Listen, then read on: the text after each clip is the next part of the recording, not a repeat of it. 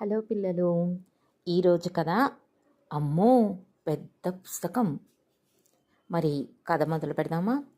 రాము, గోపి వాళ్ళ స్నేహితులంతా కలిసి ఎప్పట్లా ఆనందయ్య మాస్టర్ దగ్గరికి ట్యూషన్కి వెళ్ళారు. హోంవర్క్ పూర్తవగానే ఆయన, పిల్లలు ఈరోజు మీకు సరదాగా ఒక పరీక్ష పెట్టనా అన్నారు. ఏం పరీక్ష మాస్టారు అడిగారు పిల్లలు.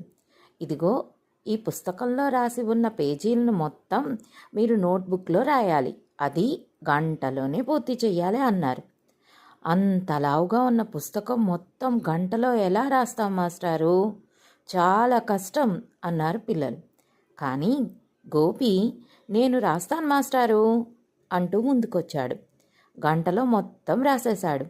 అప్పుడు మాస్టారు, శభాష్ గోపి, కష్టమని తెలిసినా చేయడానికి ముందుకొచ్చావు అన్నారు.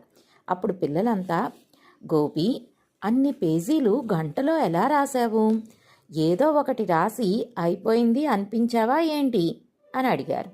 లేదు, సరిగ్గానే రాశాను అన్నాడు గోపి. అదెలా సాధ్యమైంది అడిగాడు రాము. మాస్టారు అంత పెద్ద పుస్తకం చూపించి రాయమన్నప్పుడే ఇందులో ఏదో కిటుకు ఉంది అనిపించింది. తర్వాత అదే నిజమైంది. మాస్టర్ ఇచ్చిన పుస్తకంలో మొదటి 2 పేజీలు, మధ్యలో 2, చివర 2 పేజీలు మాత్రమే రాసి ఉన్నాయి. మిగతావన్నీ ఖాళీగానే ఉన్నాయి.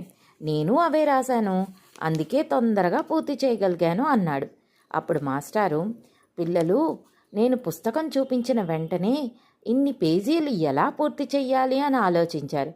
కానీ అసలు అందులో ఏముంది, ఎన్ని పేజీలు రాసి ఉన్నాయి ఆలోచించకుండా భయపడిపోయి ముందే పక్కకు తప్పుకున్నారు. అది సరైంది కాదు.